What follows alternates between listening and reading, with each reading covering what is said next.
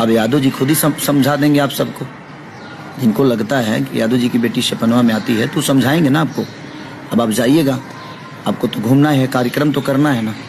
तो कितने सपना आपके, इतने गहरे सपने हैं जो आपके सपने में ये सारी चीजें आ रही हैं, और यादव जी की बेटी ही सपने में आती है आपकी। खेसारी को बोल देते तो शायद समझ में आता, लेकिन आपने टारगेट खेसारी को किया और पूरे यादव समाज को बेइज्जत कर दिया मंच से। अब यादव समाज ही आपका देखेगा। हम माई बहन सुनने के लिए नहीं कलाकार बने हैं। माई बहन सुनने के लिए जो कलाकार बने हैं उसको सुनाइए। चुप हूँ मुंह में उंगली डाले जा रहे हो, देख रहे हैं 2-3 महीना से। और हम कभी आके ही नहीं कि भैया हाई हो गई, भैया हाउ हो गई।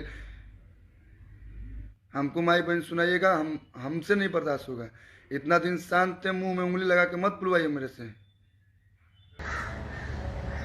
यादव समाज आपको बताएगा जी हाँ क्या है आप, और आप सबको बताएगा। जैसे अब आपकी प्रतिक्रिया कहाँ गई? तो यादव समाज का जीने का हक नहीं है क्या यहाँ पे? हर समाज को जीने का हक है, हर जाति विशेष को जीने का हक है।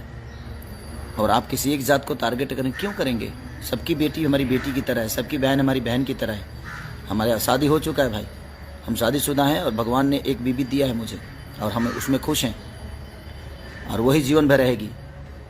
हमें 10 करने की आदत नहीं है और ना ही हम 10 कर सकते हैं, क्योंकि हमारे संस्कार में एक से ही जीवन पार लग सकता है। अगर हमारे अंदर संस्कार है तो अनसंस्कारी के लिए 75 भी हो सकती है, बट नहीं,